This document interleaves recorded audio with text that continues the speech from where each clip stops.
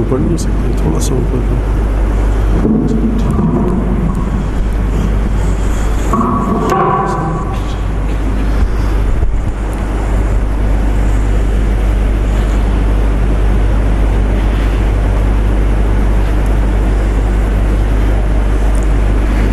درود بھیج دیجیے بلند آواز سے محمد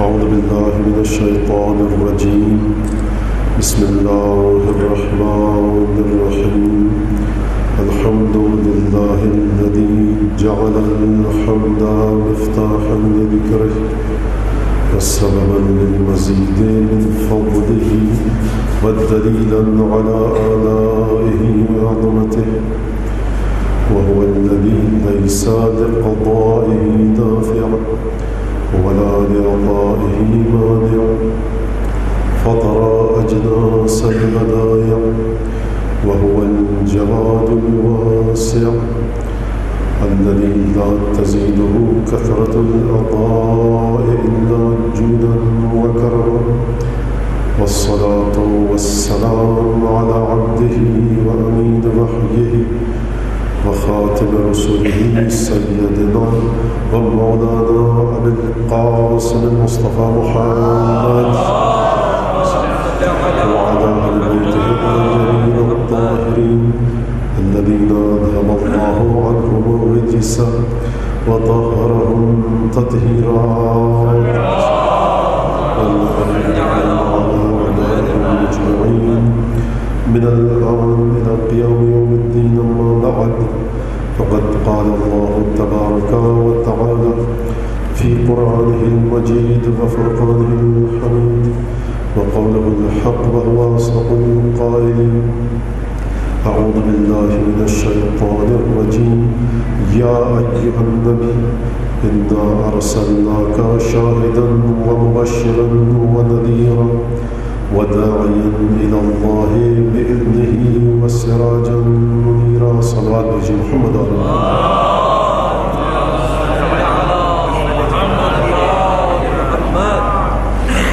یہ گھڑی جو میرے سامنے لگی ہے 9:10 اس میں ہوئے ہیں، تو اب آپ لوگ سمجھ جائیے کہ میں انشاءاللہ توفیق خدا اگر شامل حال رہی اور آپ حضرات کی دعائیں تو 10:10 تک تو میں ہوں، اور 10 بجتا گزارش ہے اگر میرے کسی محترم عزادار نے اپنا اسکیجول اس حساب سے منظم کیا ہوا ہے کہ مولانا 10 بجے اتر جائیں گے تو میں اسے بتانا چاہ رہا ہوں کہ پیچھے جا کر بیٹھ جائے، ہو سکتا ہے اسے جانا ہو، میرے لیے کوئی حرج کی بات نہیں ہے، ورنہ مجھے برا لگتا ہے اگر کوئی بیچ مجلس میں اسے اٹھ کر چلا جائے۔ 10,000 کام ہے، یقیناً صرف ذکر سید الشہداء یہاں نہیں ہر جگہ ہو رہا ہے، جا سکتا ہے، اس کی آسانی کے لیے میں کہہ رہا ہوں کہ اگر اٹھ کے جانا چاہے کوئی حرج نہیں۔ ایک طویل عرصہ گزر گیا یہاں پر، اور توفیقات الہی کے سبب یہ ممکن ہوتا ہے کہ بزم حسینی کے زیر اہتمام شاید نصف صدی سے زیادہ یہاں پر مجلسوں پر ایک مشتمل ہے یہ عرصہ۔ دوسری مجلس ہے آج بزم حسینی کے زیر انتظام، اور کل بات اتنی جلدی اور عجلت کے ساتھ آگے بڑھی کہ جو ہر سال کا ایک وتیرہ ہے اور میرا اور روایت رہی ہے کہ اہل محلہ کا میں شکریہ ادا کروں، کیونکہ 9 محرم تک نہ جانے کیا حالات ہو، کون زندہ رہے نہ رہے، کہ اہل محلہ کا میں شکریہ ادا کرنا چاہتا ہوں کہ نصف صدی سے زیادہ عرصے پر محیط اس عزاداری کے سلسلے میں انہوں نے تعاون کیا، اور یقیناً یہ شکریہ جو میں ادا کر رہا ہوں یہ اس وجہ سے ادا کر رہا ہوں کہ ہم یہ بتلا سکیں کہ ہمیں پورا احساس ہے کہ اس علاقے کے لوگ تعاون کر رہے ہیں، ورنہ حقیقی شکریہ یہ اہل محلہ بھی جانتے ہیں، اور جن والدین کی آغوش میں اس محلے کے لوگوں نے تربیت پائی ہے الحمدللہ وہ بھی جانتے تھے، اور ان کے والدین نے ان کی تربیت کی ہے اس اہل محلہ کی، جب ہی یہ لوگ عزاداری میں بڑھ چڑھ کر حصہ لیتے ہیں اور تعاون کرتے ہیں۔ اصل شکریہ رسول خدا ادا کریں گے۔ دیکھیے میں پہلے بھی یہ مثال عرض کر چکا ہوں، لیکن یقیناً بات کی اگر تکرار کی جائے تو وہ ذہنوں میں بیٹھ جاتی ہے کہ اگر کسی محلے میں مختلف مذہب پر مشتمل لوگ ہوں، ہندو ہوں، سکھ ہوں، عیسائی ہوں، مسلمان ہوں، یہودی ہوں، سب مل جل کر رہ رہے ہوں محبت کے ساتھ، اگر کسی گھر میں کوئی موت ہو جائے تو ہندو بھی جائے گا تعزیت کے لیے، پارسی بھی جائے گا تعزیت کے لیے، مسلمان بھی جائے گا، سکھ بھی جائے گا۔ اب جس کے گھر میں موت ہوئی ہے اگر وہ مسلمان ہے تو اسے یاد رہے گا کہ تمام مذہب والوں نے میرے گھر میں آ کر میرے دکھ درد کو بانٹا۔ تو یہ کیسے ہو سکتا ہے کہ ایک عام انسان کہ جس کے دل میں ذرہ برابر خدا نے صرف رحم اور رحمت ڈالی ہے، وہ اس قدر رحم دل ہے کہ مخالفین جو مذہب کے ہیں اگر وہ بھی برے وقت میں اس کے ساتھ آ کر تعزیت کریں، دلجوئی کریں، غم کا مداوع کریں، تو وہ اپنے غیر مذہب والوں کو یاد رکھے۔ اگر مسلمان ہے تو غیر مسلموں کو یاد رکھے، اگر کوئی غیر مسلم ہے اس کی موت ہو جائے تو وہ مسلمان کو یاد رکھے کہ اس نے اس موت کے وقت میری مدد کی تھی۔ تو یہ کیسے ہو سکتا ہے کہ ختمی مرتبت کے بیٹے کی آزاداری میں آپ شامل ہو، تعزیت اور تسلیت پیش کریں اور رسول خدا اس بات کو بھول جائیں؟ چاہے ہندو ہو، چاہے سکھ ہو، چاہے یہودی ہو، چاہے پارسی ہو، اگر وہ سید الشہداء کے غم میں شریک ہے تو یہ یقین رکھیے کہ اسے اس جگہ سے بارگاہ رسالت سے اجر ملے گا۔ عزاداری سید الشہداء کے لیے اسلام شرط نہیں ہے، محبت شرط ہے۔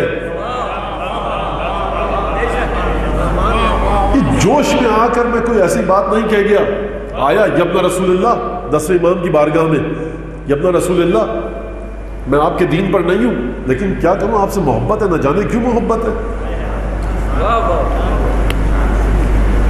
وہ جو ہمارے بیدی صاحب کا کنور مہندر سنگھ بیدی، عشق ہو جائے کسی سے کوئی چارہ تو نہیں، صرف مسلم کا محبت پہ اجارہ تو نہیں۔ تو جب شخصیت ایسی ہوتی ہے کہ وہ کھینچ کر لاتی ہے مخالف اور موافق کو، مذہب کچھ بھی ہو لیکن شخصیت ایسی ہے، دھات ہونا شرط ہے۔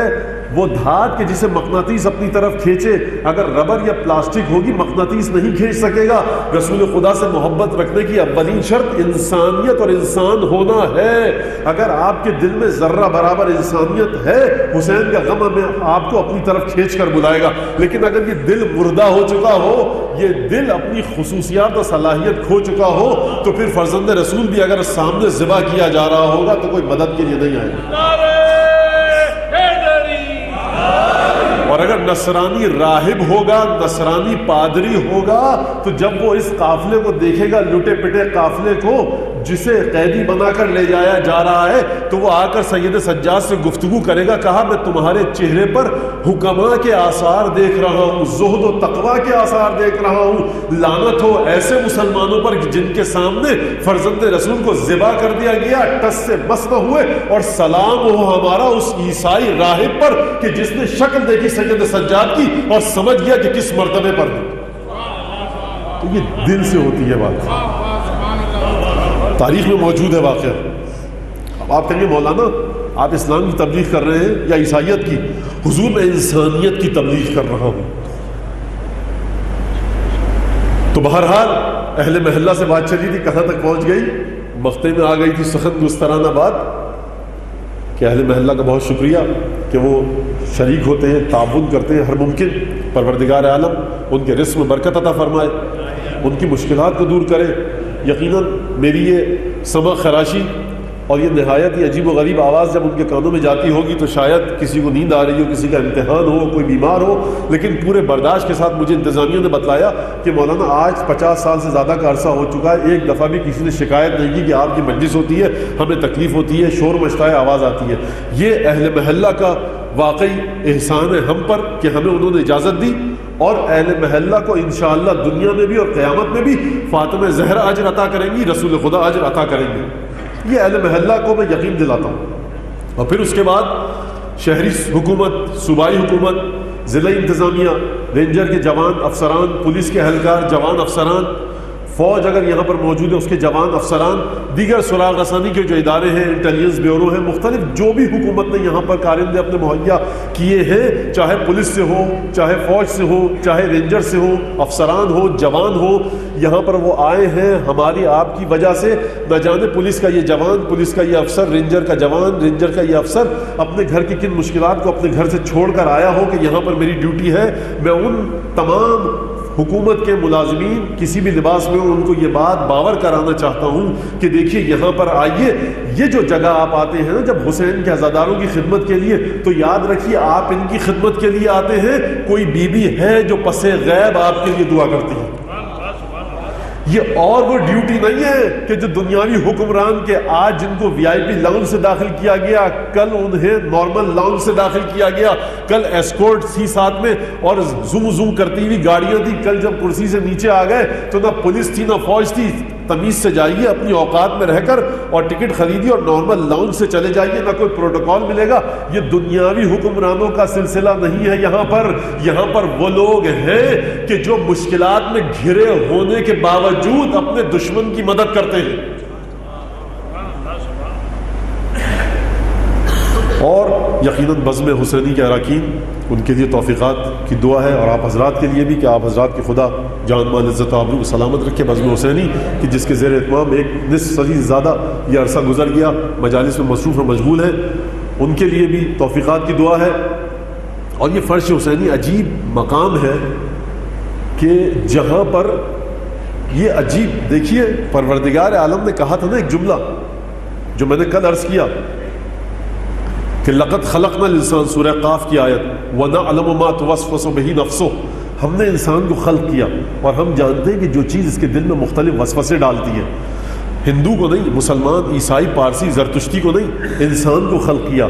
اس نے خلق کیا انسان کو، انسان مختلف مذاہب میں، فرقوں میں، قبیلوں میں بٹا، لیکن یہ کیسے ہو سکتا ہے کہ وہ خدا کے جس نے انسانوں کو خلق کیا، تمام انسانوں کو یکساں نعمتیں دی؟ ایسا نہیں کہ مسلمانوں کے پاس 4 آنکھیں ہوں، ہندوؤں کی 3 ہو، پارسیوں کی 1 ہو، آنکھیں دی تو سب کو دی، آزاد دیے تو سب کو دیے، مگر یہ کہ انسان کی اپنی غلطیوں اور خامیوں کی وجہ سے اگر اس کے بدن میں کوئی خامی پیدا ہو جائے تو اب یہ پروردگار کا کوئی قصور نہیں، اس نے تمام انسانوں کو یکساں نعمت سے نوازا، جس مذہب کے بھی ہوں، کیونکہ فیاض علی الاطلاق ہے۔ یہ کیسے ہو سکتا ہے کہ خدا کے وہ بندے جو خدا کی فیاضیت کا مظہر ہے، جو خدا کی رحمت کا مظہر ہے، جب وہ انسانوں کے ساتھ انٹریکشن رکھیں، معاملہ رکھیں، تو وہ انسانوں کو سنی، شیعہ، ہندو، سکھ میں بانٹ کر رکھیں۔ یہی تو وجہ ہے کہ جو حسین ابن علی کے امام باڑے میں آتا ہے، جو حسین ابن علی کے علم کے پاس آتا ہے، جس مذہب کا بھی ہو، جو منت مانے پوری ہوتی ہے۔ وجہ کیا ہے؟ وجہ یہ ہے کہ حسین اسی خدا کا نمائندہ ہے جو ہر ایک کو نواز رہا ہے۔ یہ کیسے ہو سکتا ہے کہ حسین اپنے علم کے نیچے آنے والوں کے درمیان تفریق رکھے؟ ہندو ہو آؤ، عیسائی ہو آؤ، یہودی ہو آؤ، جس مذہب کے ماننے والے ہو آؤ، جس جگہ پر جا کر عبادت کرنی ہے کرو، لیکن دیکھو تو صحیح کہ کس کا گھر لٹ گیا، کس نے قربانی دی، کن بیبیوں کو بے کجاوا اونٹوں پر سوار کر کے کہاں لے جایا گیا۔ سوچو کہ مظلوم کون تھا، ظالم کون تھا۔ حسین کی داستان ظالم اور مظلوم کا واقعہ ہے، کسی فرقے اور مذہب کی گفتگو نہیں۔ حسین ابن علی نے قربانی اس انداز سے پیش کی ہے کہ جہاں سے یہ ہستیاں گزرتی تھیں، اب بہرحال یہیں پر وہ بات آ جاتی ہے کہ فلسفہ شہادت کیا ہے اور کربلا کی قربانی کا فلسفہ کیا ہے۔ کیوں حسین ابن علی نے اتنا لمبا چوڑا مدینے سے مکے آئے، مکے سے کوفے کی جانب گئے، کوفے سے رستہ مڑا کٹا، طف کی جانب آئے، دریائے فرات کی جانب آئے، پھر وہاں سے بیویوں کو قید کیا گیا، بیویاں قید ہو کر کوفے گئی، کوفے سے شام گئی، شام سے مدینے آئی، تو کیا یہ سب بغیر حسین کی مرضی کے ہوا؟ کیا کسی میں اتنی طاقت ہے کہ جو رسول کی بیٹیوں کو بغیر حسین کی مرضی کے قید کر سکے؟ یہ تمام کام جو ہوئے یہ حسین کی مرضی کے مطابق ہوئے۔ پروردگار نے کہا حسین ہمارا یہ حکم ہے، کیا تم چاہتے ہو؟ روایت آپ کے سامنے ہے کہ فرشتے نازل ہوئے میدان کربلا میں، کہا کہ اپنا رسول اللہ، خدا نے آپ کو سلام پہنچایا ہے، ہم وہی فرشتے ہیں جنہوں نے آپ کے نانا کی مدد کی، آپ کو اختیار دیا ہے کہ آپ خدا سے ملاقات چاہتے ہیں یا کامیابی، اللقاء او النصرہ۔ حسین ابن علی نے کہا مجھے خدا سے ملاقات پسند ہے۔ کہ حسین نے اپنی مرضی سے کربلا کو چنا۔ پھر یہاں سے وہ ایک عقیدتی اور کلامی سوال آ جاتا ہے بچوں کے ذہن میں کہ اگر حسین ابن علی اپنی مرضی سے کربلا کے واقعے کو چنا تو پھر ہم یزید پر لعنت کیوں کریں، ہم شمر اور ابن زیاد کو برا کیوں سمجھیں؟ دیکھیے بڑی توجہ کیجیے گا، مظلوم کی الگ ذمہ داری ہے، ظالم کی الگ ذمہ داری ہے۔ مظلوم سے اگر کہا جاتا ہے تم اس مقام پر ظلم کو برداشت کرو، تو ظالم سے یہ نہیں کہا گیا کہ تم ظلم کرو۔ خدا نے فرما دیا قرآن نے فَأَلْهَمَهَا فُجُورَهَا وَتَقْوَاهَا، ہم نے انسان کو بتا دیا برا کیا ہے اچھا کیا ہے، ہر نعمت دے دی، اب یہ تمہارا اختیار ہے کہ تم کیا کرو، حسین کے پرچم کے سائے تلے آ کر جنت خرید لو یا حسین کے پرچم کی چھاؤں کے نیچے سے نکل کر جہنم کے مستحق بن جاؤ، یہ تمہاری اپنی غلطی ہے۔ اور یہیں پر وہ جملہ کہ جو جب مولا کائنات سے پوچھا گیا، امام باقر علیہ السلام سے پوچھا گیا، ایک صلوات بھیجیے محمد آل محمد۔ اچھا اس سے پہلے کہ میں اس جملے کو بتلاؤں، جو دوسرا حصہ تھا موضوع کا مقام قرب، دیکھیے اسے مقام بھی پڑھا جا سکتا ہے اور مقام بھی۔ مقام کا مطلب ہے کسی کوئی اگر آئے اور کسی کو کسی جگہ پر قائم کر دے تو جس چیز کو قائم کیا گیا اسے مقام کہتے ہیں، یا قائم کروانے والی جگہ۔ اگر آپ آئیں، ایک آپ نے علم گاڑ دیا تو یہ علم آپ کے حوالے سے مقام ہے، یعنی آپ نے اسے اقامہ کیا۔ اور اگر آپ کو فاعل کو کرنے والے کو نظر میں رکھے بغیر کہا جائے تو مقام ہے۔ یہ میں نے کہا بہرحال برسبیل تذکر یہ بات آ گئی تو میرے بچے یہ بھی سیکھ لیں۔ جو دوسرا حصہ ہے، جز ہے میرے موضوع کا کہ مقام قرب، کل میں رسالت پر کسی حد تک بات کی اور توحید پر، اب یہ جو مقام قرب ہے، آیت جو سرنامہ کلام کے طور سے میں نے آپ کے سامنے پیش کی کہ جو سورہ احزاب کی 45ویں اور 46ویں آیت ہے جسے میں نے یکجا کر کے آپ کے سامنے تلاوت کا شرف حاصل کیا، اس میں پروردگار نے کیا فرمایا؟ وَدَاعِيًا إِلَى اللَّهِ بِإِذْنِهِ وَسِرَاجًا مُنِيرًا، حبیب ہم نے تمہیں اس حال میں بھیجا کہ تم اللہ کی طرف دعوت دیتے ہو اللہ کے اذن سے۔ تو مقام قرب یہیں سے نکلا کہ دیکھیے ہم نے اپنے حبیب کو بھیجا ہے اس انداز سے کہ یہ اللہ کی جانب بلائے گا۔ اب جو اللہ کی جانب سفر کرنا چاہتا ہے وہ حبیب کے دامن کو میں رکھے۔ تو اب سمجھ میں آیا کہ مقام قرب کا حبیب خدا سے کیا رشتہ ہے؟ وہ داعیا الی اللہ باذنہ، حبیب ہماری خاص اجازت ہے تمہارے ساتھ کہ تم ہماری اجازت سے لوگوں کو ہم تک بلاؤ گے۔ اچھا تو کیا مجھے اور آپ کو اجازت نہیں دی؟ عجیب انداز ہے، 30واں پارہ سورہ والعصر، والعصر ان الانسان لفی خسر، یہ ہر بچے کو یاد ہے۔ وتواصوا بالحق وتواصوا بالصبر الا الذين امنوا وعملوا الصالحات وتواصوا بالحق وتواصوا بالصبر، وہ لوگ گھاٹے میں نہیں ہیں، وہ لوگ خسارے اور نقصان میں نہیں ہیں کہ جو مسلسل حق کی وصیت کرتے گئے، حق کی نصیحت کرتے گئے، سیدھے راستے کی نصیحت کرتے گئے۔ سیدھا راستہ خدا کا راستہ ہے۔ اس کا مطلب یہ ہے کہ پروردگار تمام انسانوں سے کہہ رہا ہے کہ ایک دوسرے کو حق کی نصیحت کرو، حق کے راستے کی طرف بلاؤ۔ تو پروردگار تو نے جب تمام انسانوں سے کہہ دیا کہ حق کی جانب بلاؤ، خدا کی جانب بلاؤ، ومن احسن قولا ممن دعا الی اللہ، اچھی بات اس سے زیادہ کون کرے گا جو اللہ کی طرف بلائے۔ جب تمام انسانوں کو حکم ہے کہ اللہ کی طرف بلاؤ، تمام انسانوں کو اجازت ہے کہ اللہ کی طرف بلاؤ، تو مجھے ذرا یہ بتلائیے کہ جب حبیب کا ذکر آیا تو خدا نے کیوں کہا کہ ہماری اجازت ہے تمہارے ساتھ؟ اب یہ آیت ہے قرآن کی، اب میں یہ تو نہیں کر سکتا کہ چھلانگے لگاتا ہوا آگے چلا جاؤں، رک رک کر ہر لفظ پر رکنا پڑے گا۔ سوال آپ کے ذہنوں میں پیدا کرنا میرا کام ہے اور جواب دینے کی بھی کوشش کروں گا۔ اور یہ میں پہلے کہہ چکا، آپ کے سامنے عرض کر چکا کہ دیکھیے کہ میں آپ کا ہاتھ پکڑ کے غوطہ ضرور لگاؤں گا دریا میں، سمندر میں، بہت دیر تک گھوموں گا کہاں ادھر ادھر، لیکن انشاءاللہ نکلوں گا وہیں سے جہاں سے غوطہ لگایا تھا۔ تو آپ یہ مت کہیے گا، بہت سے لوگ ابھی بھی کہتے ہیں مولانا سیدھی سی بات نہیں، گھما پھرا کر کرنے کی کیا ضرورت تھی؟ تو مجھ سے پہلے آپ خدا کو سکھلا دیجئے کہ خدا نے 6000 سے زیادہ آیتیں بھیجی، 114 سورتیں بھیجی، 1,24,000 پیغمبر بھیجے، 14 معصومین بھیجے، اولیاء بھیجے، صلحاء بھیجے، شہداء بھیجے، صدیقین بھیجے، صالحین بھیجے۔ پروردگار یہ گھما پھرا کر بات کیوں کی؟ جنگ بدر بھی کروائی، جنگ احد بھی کروائی، جنگ صفین بھی کروائی۔ پروردگار جبریل کو بھیجتا، ایک پر ہلاتے جناب جبریل، کفار مر جاتے، مسلمان بچ جاتے۔ 4 صفحے کا قرآن بھیجتا، ہر شخص حافظ قرآن ہوتا۔ دیکھو اللہ ایک ہے، نماز واجب ہے۔ پروردگار تو نے گھما پھرا کر بات کیوں کی؟ موسیٰ کے قصے کو کوئی 8-10 دفعہ خدا نے کہا، شیطان کے قصے کا ذکر قرآن میں خدا نے 8 دفعہ کیا، مختلف انداز سے کیا۔ نوح کے نام کا سورہ رکھا، جدا بھی ذکر کیا، سورہ محمد بھی رکھا اور پوری جگہ ذکر بھی کیا۔ تو خدایا اب میں نہیں کہہ رہا خدا نے گھما پھرا کر بات کی ہے، اس کا مطلب یہ ہے کوئی فلسفہ ہوتا ہے، ہو سکتا ہے وہ آپ حضرات میں سے بعض کی نظروں سے پوشیدہ رہے وہ فلسفہ۔ جب تقریر چلتی ہے تو وہ کسی ہموار راستے پر نہیں چلتی۔ مقرر کے سامنے بہت سے تقریر جس جادہ سخن پر چلتی ہے وہاں بہت سے گڑھے ہوتے ہیں، بہت سے موڑ آتے ہیں، ان سب جگہوں سے بچ بچا کر چلانا میری ذمہ داری ہے۔ اگر یہ تقریر کا جو جادہ سخن پر تقریر رواں دواں رہتی ہے، اگر کسی گڑھے میں پھنس جائے تو ذہن قف لگ جائے گا، اذہان میں بات آگے نہیں بڑھ پائے گی، تو گھما پھرا کر تو بات ہوگی۔ تو بات یہ ہو رہی تھی، ایک درود بھیجے محمد آل محمد پر۔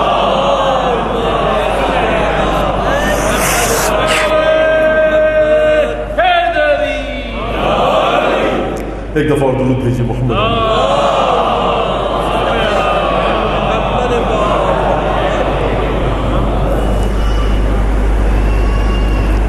تو داعیا الی اللہ باذنہ وسراجا منیرا، کہ دیکھیے اللہ کے پکارتا ہے، دعوت دو اللہ کی طرف۔ جب نبی کریم دعوت دیں گے اللہ کی طرف تو خاص اجازت ہے۔ یہ کون سی اجازت ہے؟ کیا یہ وہی اجازت ہے کہ جو ہر واعظ کو ملی ہوئی ہے کہ جاؤ ثواب ہے لوگوں کو ذکر کرو خدا کا؟ نہیں، باذن ہی یہ وہ اجازت ہے کہ جسے اجازت تکوینی کہتے ہیں، یعنی رسول کی ہدایت کے مقابلے میں، رسول کی پکار کے مقابلے میں جب رسول پکارے گا خدا کی جانب تو یہ اس اجازت کا مطلب یہ ہے کہ ایک نیچرل اجازت ہے، تکوینی اجازت ہے۔ اس اجازت کے مقابلے میں کسی کی ہمت ہی نہیں کہ وہ اس اجازت کو روک سکے، رسول کی دعوت کے کام میں کوئی رکاوٹ ڈال سکے۔ یہ بات سمجھ لی؟ اب مثال کے ذریعے سمجھیے۔ دیکھیے یہ تکوینی کا جو لفظ میں نے استعمال کیا، اب میں اس کو سمجھانا چاہ رہا ہوں۔ آپ نے گندم کا بیج بویا، یہاں آپ نے جو کا بیج بویا، یہاں گیہوں بویا، یہاں جو نکلے گا جب وہ پودا تو کوپل گندم کے اندر گندم کی کوپل نکلے گی، گندم کے پودے میں گندم ہوگی، جو کے پودے میں جو ہوگی۔ کیا آپ یہ کر سکتے؟ اب دیکھیے آپ اس میں کوئی ایسی چیز ڈال دیں جس سے پودا ہی بیچارہ سوکھ جائے، اس کی بات نہیں کر رہا۔ جب تک یہ پودا گندم کا پودا ہے، اپنے تخلیقی مراحل سے گزر رہا ہے، یہ گندم ہی بن کر نکلے گا، یہ جو بن کر نہیں نکل سکتا۔ تکوینی طور پہ خدا نے اسے یہ اجازت دی ہے، اس کے علاوہ کوئی اور چیز ہو ہی نہیں سکتی۔ سیب کے درخت میں سے سیب ہی نکلیں گے، انار کے درخت میں سے انار ہی نکلیں گے، اس کے علاوہ کچھ ہو ہی نہیں سکتا۔ یہ پروردگار کی نگاہ تکوینی ہے، نیچرل پروسیس کے تحت پروردگار کا یہ ارادہ ہو چکا ہے۔ جس طرح سے پروردگار کا قدرتی دنیا کے بارے میں وائلڈ لائف اگر میں استعمال کروں تو شاید غلط نہ ہو، یہ ارادہ ہو چکا ہے کہ جو جس ڈگر پر جس نہج پر ہے وہی نتیجہ دے گا۔ تو دیکھیے پروردگار ختمی مرتبت کے بارے میں کہہ رہا ہے کہ وَدَاعِيًا إِلَى اللَّهِ بِإِذْنِهِ، ہماری خاص اجازت ہے، یہ قدرتی اجازت ہے۔ یعنی کیا مطلب قدرتی اجازت ہے؟ یعنی نبی کریم کی جو ہدایت ہوگی وہ سب کی ہدایت سے مختلف ہوگی، اچھوتی ہوگی، دیر پا ہوگی، اور جب اس ہدایت کی بات آئے گی تو جو کوئی دوسرا شخص جس انداز سے بھی ہدایت کرنا چاہے، اگر ان کی ہدایت سے ہٹ کے ہدایت کرنا چاہے وہ ہدایت ناکام ہوگی، اس میں خامی ہوگی۔ مکمل ہدایت صرف نبی کریم کی ہے۔ کیوں؟ کیونکہ اس کی پشت پر جو اس کو سنبھالے ہوئے ہے وہ خدا کا اذن خاص ہے۔ میرے ساتھ اذن خاص نہیں، آپ کے ساتھ اذن خاص نہیں، یہ اسی گندم کے پودے کے ساتھ جو اذن خاص ہے اس کی طرح ہے کہ گندم کا دانہ نکل کر رہے گا، نبی کریم کی ہدایت مکمل ہو کر رہے گی۔ یہ بات اگر واضح ہو گئی تو گفتگو کو ذرا اور مزید آگے بڑھاؤں کہ دیکھیے کل تک یہ بات ہوئی تھی، میں نے ایک سوال آپ کے سامنے بھیجا تھا، عرض کیا تھا آپ کے ذہنوں میں کہ خدا ہر ایک کے نزدیک ہے، خدا ابو جہل کے بھی نزدیک ہے، ابو لہب کے بھی نزدیک ہے، اور رسول خدا کے بھی نزدیک ہے۔ سب کو خدا نے شامل کر کے کہا کہ دیکھو نحن اقرب الیہ منکم، ہم تمہاری ذات سے زیادہ تمہارے نزدیک ہیں، اور دیکھو ہم نے خلق کیا، ہم جانتے ہیں کہ کیا چیز تمہارے دل میں وسوسہ ڈال رہی ہے، ہم جانتے ہیں کیونکہ ہم نے تمہیں خلق کیا۔ تو سوال یہ ہے کہ خدا نے خلقت کا لفظ کیوں لایا؟ خدا یعنی بتلانا چاہتا ہے کہ دیکھو یہ جو ہمارا دعویٰ ہے نا، وَنَعْلَمُ مَا تُوَسْوِسُ بِهِ نَفْسُهُ، ہم جانتے ہیں کہ کیا چیز تمہارے دل میں شک و شبہ ڈال رہی ہے۔ کیوں جانتے ہیں ہم؟ کیونکہ ہم تمہارے خالق ہیں، تم نہ تھے ہم تھے، ہم نے تمہیں وجود دیا، وجود کی خصوصیات عطا کی، تم جس مقام پر بھی پہنچ جاؤ، کیونکہ ہم خالق ہیں تم مخلوق ہو، ہم تم سے ہمیشہ آگے رہیں گے۔ تم یہ نہ سمجھنا کہ ہماری قدرت سے باہر نکل جاؤ گے، تمہارا ہمارا رشتہ خالق اور مخلوق کا رشتہ ہے، اس لیے خلقت کے لفظ کا ذکر کیا تو خدا سب کے نزدیک ہے، ابو جہل کے بھی، ابو لہب کے بھی، رسول خدا کے بھی۔ لیکن کیا وجہ ہے کہ جب ہم تقرب الہی کی بات کرتے ہیں تو جب حبیب خدا ختمی مرتبہ صلی اللہ علیہ وآلہ وسلم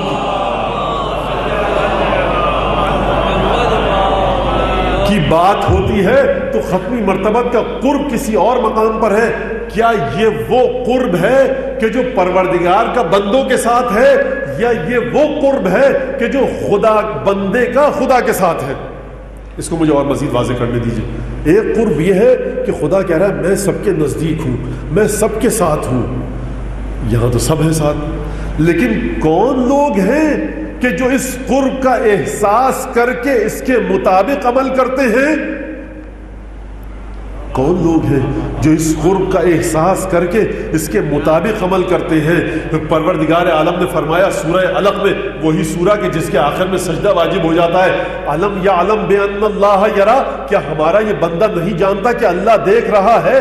یعنی کچھ بندے ایسے ہیں کہ خدا ڈانٹ ڈپٹ کے بات کرتا ہے، یہ تم کیا کر رہے ہو؟ کیا تم نہیں جانتے کہ ہم تمہیں دیکھ رہے ہیں؟ اور کچھ بندے ایسے ہوتے ہیں کہ پروردگار عالم کی نگاہوں کے سامنے ہوتے ہیں۔ نوح سے جب گفتگو کی، اے نوح فصنع الفلک بأعیننا، اے نوح ہماری آنکھوں کے سامنے کشتی بناؤ، یعنی یہ جو تم کام کرو گے تمہیں یہ احساس ہونا چاہیے کہ ہماری توجہ کے تحت ہو۔ تو بات سمجھ میں آئی، پروردگار سب کے نزدیک ہے، لیکن ہر شخص پروردگار کے نزدیک نہیں ہے، وہاں سے فیض جاری ہے، یہاں سے بھی تو کچھ عمل ہو تو نزدیکی بڑھے گی۔ یہ کون لوگ ہیں جو پروردگار کا فیض جاری ہے ان تک پروردگار کی نزدیکی اور قربت آتی ہے، لیکن یہ پروردگار کے ساتھ نزدیک ہونے میں ناکام رہ جاتے ہیں۔ علم یعلم بان اللہ یرا، عجیب مرحلہ ہے کہ پوچھا رسول خدا صلی اللہ علیہ وآلہ وسلم سے بھی حدیث ہے،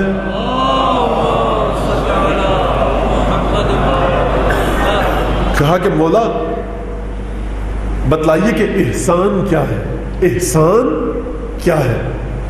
آپ سے پوچھوں، آپ مجھ سے پوچھیں گے، اگر میں نے یہ حدیث نہ پڑھی ہوتی تو میں بھی یہی جواب دیں گے۔ آپ کا اور مجھ میں فرق یہ کہ میں حدیث پڑھ کے آیا ہوں، اور وہ حدیث اگر آپ پڑھ لیتے تو آپ بھی یہی جواب دیتے جو مجھے پتہ لگ گیا ہے۔ مل احسان، احسان کیا ہے؟ کہا کہ دیکھو، ان تعبد اللہ کأنک تراہ وَإِن لَمْ تَرَهُ فَإِنَّهُ يَرَاكَ۔ دیکھو احسان یہ ہے کہ خدا کی اس طرح سے عبادت کرو کہ گویا تم اسے دیکھ رہے ہو، اور اگر تم اس مقام پر نہ پہنچ پاؤ کہ اپنے دل میں اس جذبے کو، اس روح کو زندہ نہ کر پاؤ کہ میں اسے نہیں دیکھ پا رہا، تو کم از کم اس مقام پر آ جاؤ کہ پس وہ تمہیں دیکھ رہا ہے۔ اعبد اللہ کأنک تراہ وَإِن لَمْ تَرَهُ فَإِنَّهُ يَرَاكَ أَلَمْ يَعْلَمْ بِأَنَّ اللَّهَ يَرَى۔ قرآن کی آیت سورہ علق کی، کیا یہ نہیں جانتا کہ ہم اسے اللہ مسلسل دیکھ رہا ہے؟ أَلَمْ يَعْلَمْ بِأَنَّ اللَّهَ يَرَى، اللہ مسلسل دیکھ رہا ہے۔ ایک عالم تھے، ان کے پاس کوئی طالب علم گیا، کہا کہ حضور نصیحت فرمائیے۔ اب جتنا علم زیادہ ہوتا ہے بات اتنی مختصر ہوتی ہے، اور یہ دلیل اس بات کی ہے کہ میرا علم نہایت ناقص ہے، 1 گھنٹہ گزر جاتا ہے بات سمٹ نہیں پاتی، جتنا علم زیادہ ہوگا بات مختصر ہوگی۔ کہا اس نے کہ ان عالم نے، جلیل القدر باعمل عالم تھے، سر جھکا لیا اور تھوڑی دیر بعد سر اٹھا کر کہا علم یعلم بان اللہ یرا۔ اب جاؤ، لمبی چوڑی نصیحت، نماز یوں پڑھنا، روزہ یوں رکھنا، آنکھیں ایسی ہیں، کان میں دیکھو فلاں چیز نہ سننا، یہ نہ دیکھنا، وہ نہ کھانا، کسی پر ظلم نہ کرنا۔ سر جھکایا، علم ہے نا، متصل ہے قرآن اور اہل بیت سے، سر اٹھایا اور کہا علم یعلم بان اللہ یرا۔ اب جاؤ۔ جابر بن عبداللہ انصاری کے ساتھ یہ واقعہ پیش آیا کہ بیٹھے تھے مجلس رسول میں، ایک عرب آیا، ایک عربی آیا بدو، کہا کہ یا رسول اللہ نصیحت فرمائیے۔ کہا کہ دیکھو، مشہور و معروف آیت ہے اذا زلزلت الارض زلزالها، جو نماز جعفر طیار میں پڑھی جاتی ہے۔ کہا کہ دیکھو فمن یعمل مثقال ذرۃ خیرا یرہ ومن یعمل مثقال ذرۃ شرا یرہ، جو ذرہ برابر نیکی کرے گا اسی کو وہاں دیکھے گا، جو ذرہ برابر برائی کرے گا اسی کو وہاں دیکھے گا۔ کہا بس اور کچھ نہیں چاہیے، کافی ہے۔ تو یہ کہا پھر جملہ وہاں پر کہ رجع فقیہن، یہ شخص آیا تھا جاہل تھا، سیکھنے آیا تھا، لیکن جب واپس گیا تو فقیہ بن کر گیا۔ یہ کیا مسئلہ ہے کہ دو جملوں نے فقیہ بنا دیا؟ حضور، وہ جو فارسی کا ایک شعر ہے، دل گفت مرا علم لدنی ہوسس تعلیم دے گر ترا دست رسس، دل نے کہا اپنے استاد سے کہ مجھے علم لدنی سیکھنا چاہتا ہوں۔ اب دیکھیے آرزو بھی کیا ہے، علم لدنی۔ انسان بڑا حریص اور لالچی ہے، چھلانگ لگاتا ہے تو ایسی کہ قرب الہی اور عرش الہی سے کم کی بات نہیں کرتا۔ اوقات دیکھو اپنی کیا ہے، دل گفت مرا علم لدنی ہوسس تعلیم امدگار تورا دس رسس، دل نے کہا کہ مجھے علم لدنی سکھاؤ، اپنے مرشد سے اپنے پیر سے کہا کہ مجھے علم لدنی سکھاؤ، اگر اے میرے مرشد تیرے پاس علم لدنی ہے۔ گفتم الف گفت دیگر گفتم ہیچ، تو استاد نے، میرے مرشد نے کہا کہ الف، میں نے استاد سے کہا کہ الف کے بعد بھی تو کچھ آتا ہے، وہ بھی تو سکھائیے۔ استاد نے کہا کیا کہا؟ جب میں نے کہا گفتم دیگر گفت دیگر، میں نے کہا اور سکھائیے، تو استاد نے کیا کہا؟ الف، میں نے کہا اور سکھائیے، تو استاد نے جواب دیا در خانے اگر کسس یک حرف بسس، اگر تیرے دل کے گھر میں تیرا نفس، تیری روح اس قابل ہو چکی ہے کہ نصیحت کو سمجھ لے تو ایک حرف بھی کافی ہے۔ تو دیکھیے یہ مرتبہ ہے، علم یعلم بان اللہ یرا۔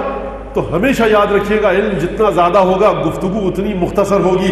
تو قرب الہی کے لیے ضروری ہے کہ پروردگار عالم کا اذن خاص ہے، تکوینی اجازت ہے، اذن ہے، پرمیشن ہے ختمی مرتبت کے ساتھ۔ اب اس کے اوپر اگر مزید گفتگو کرنا شروع کر دوں تو پھر گفتگو رسالت اور قرب الہی سے ہٹ کر ہدایت کے چیپٹر میں چلی جائے گی۔ یقیناً ہدایت میرا موضوع نہیں ہے کہ ہدایت کیا ہوتی ہے، تکوینی اور تشریعی۔ انسان کو جبلت اور فطرت میں رکھا گیا، حیوان کو غرائز میں رکھا گیا، نباتات کے غرائز میں رکھا گیا، وہ ایک الگ چیز ہے۔ پھر ہدایت کی ضرورت انسان کو کیوں ہوئی؟ یہاں سے ایک الگ برانچ، ایک الگ شعبہ کھل جاتا ہے۔ لیکن دیکھیے صرف یہاں تک بات آ کر ختم کر دوں اور آگے بڑھوں کہ وَدَاعِيًا إِلَى اللَّهِ بِإِذْنِهِ وَسِرَاجًا مُنِيرًا، تو یہاں سے وہ بات سمجھ میں آتی ہے کہ کیا انسان کسی مرتبے مرحلے پر ایسے مقام پر پہنچ سکتا ہے کہ جہاں وہ یہ کہہ دے کہ اب مجھ میں سے تمام برائیاں ختم ہو گئی، تمام اچھائیاں آ گئی، عبادات اپنے مقام پر صحیح انجام دے رہا ہوں، روزہ صحیح سے رکھا، نماز صحیح سے پڑھ رہا ہوں، حج پہ چلا گیا، زکوٰۃ، خمس، تمام چیزیں، اب مجھے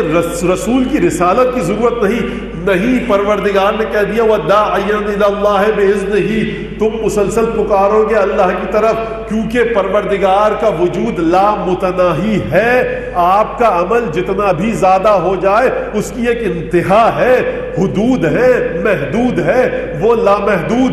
آپ کا عمل محدود، وہ لامحدود۔ آپ محدود ہو کر اس لامحدود کی جانب سفر کرنا چاہیں گے تو یہ کیسے ہو سکتا ہے کہ بغیر اس ہستی کی مدد کے یہ سفر طے کر لیں کہ جو لامحدود سے اس انداز سے متصل ہے کہ ہماری نسبت وہ ہستی لامحدود ہو چکی ہے؟ یہ کیسے ہو سکتا ہے؟ اور جب پروردگار اس کے علم کے بارے میں بات کرے، تمام پیغمبروں کو چھوڑ کر، پچھلے برس میں یہ بات عرض کر چکا، تمام پیغمبروں کو چھوڑ کر صرف ختمی مرتبت کو یہ اعزاز ملا کہ دیکھو حبیب، ختمی مرتبت کون؟ کہ حضرت ابراہیم نے دعا کی، شاید اگلی مجلسوں میں یہ دعا ہے کہ پروردگار ربنا وابعث فیہم رسولا منہم، پروردگار ان میں سے ہی ایک رسول کو بھیج جو انہیں حکمت سکھائے، تعلیم کتاب دے، کتاب کی تلاوت کرے۔ یعنی ابراہیم جیسا پیغمبر، سورہ والصافات جا کر پڑھیے گا آپ کہ ابراہیم جیسا پیغمبر جسے ابو الانبیاء، شیخ الانبیاء کہا جاتا ہے، واحد ہستی ہے کہ حدیث رسول خدا کی تمام انبیاء کا جب نام لو تو پہلے مجھ پر صلوات بھیجو پھر دوسرے انبیاء پر، لیکن ابراہیم کیونکہ جد ہے نا، ابو الانبیاء ہے، کہا لیکن جب ابراہیم کا نام آئے تو پہلے ابراہیم پر صلوات بھیجو پھر مجھ پر صلوات بھیجو، بلند صلوات بھیجو۔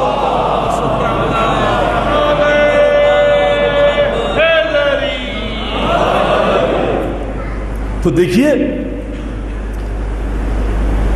کہ یہ ایک دفعہ اور درود بھیجیے محمد علی محمد۔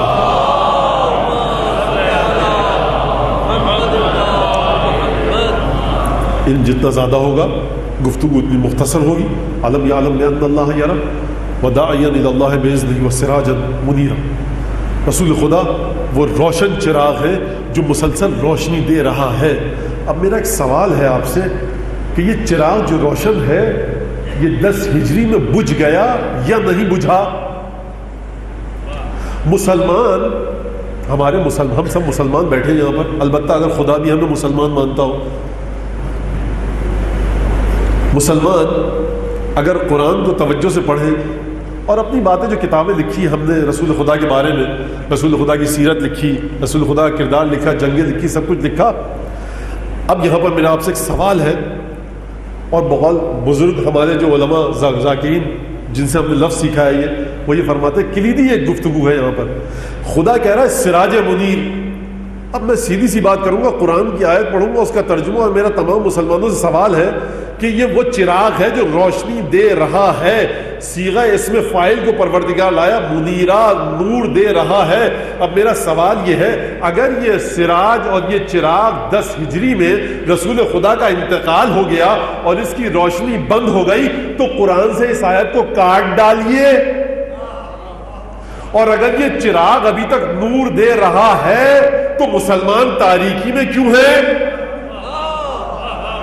اگر قرآن کا اعلان، یہ قرآن کی آیت حق ہے کہ حبیب ہم نے سراج منیر بنا کر بھیجا، کسی زمانے کے لیے نہیں، چاہے دنیا ہو، چاہے قیامت ہو، چاہے جنت جہنم تقسیم ہو جائے، رسول چراغ ہے، سراج ہے، منیر ہے، نور دیتا رہے گا.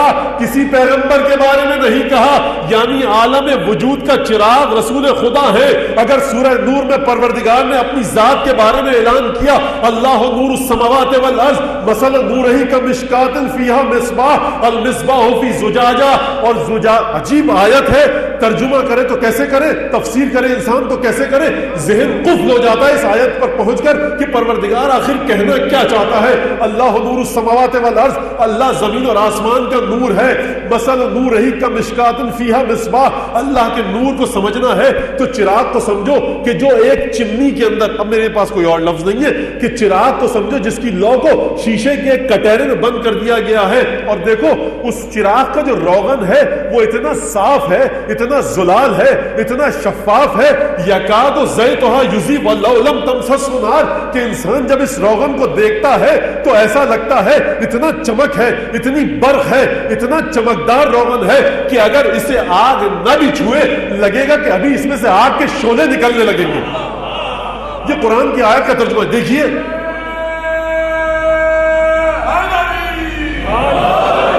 درود بھیجیے محمد وعلی محمد.